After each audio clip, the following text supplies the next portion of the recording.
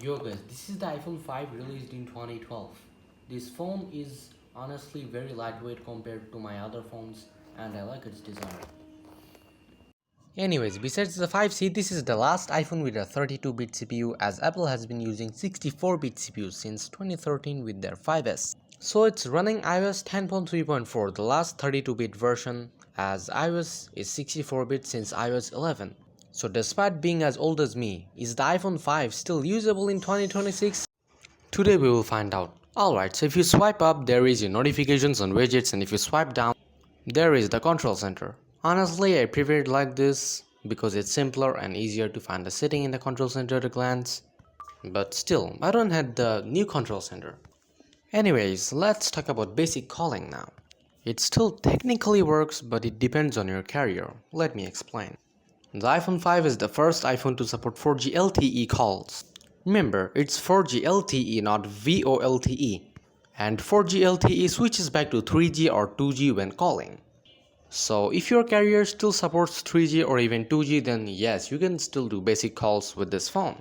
Anyways, let's check the rear camera. And given you have good lighting condition, I'm impressed. You can still take basic FHD photos at decent quality.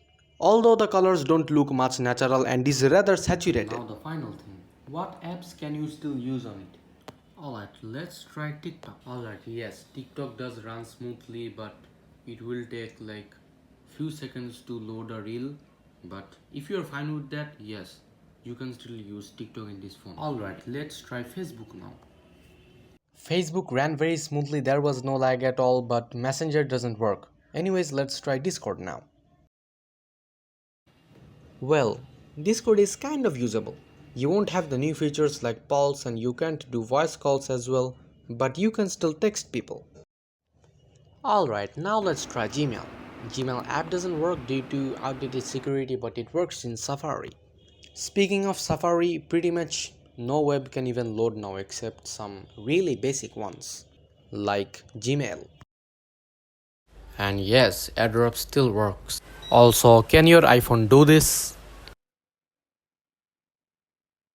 Alright, so in conclusion, do I recommend an iPhone 5 in 2026? No, by just spending a bit more, you can buy a much newer iPhone from the used market, which have much better app support, newer software and hardware. But if you still have an iPhone 5, it might be fun to repurpose it again. Anyways, thank you for watching. Goodbye.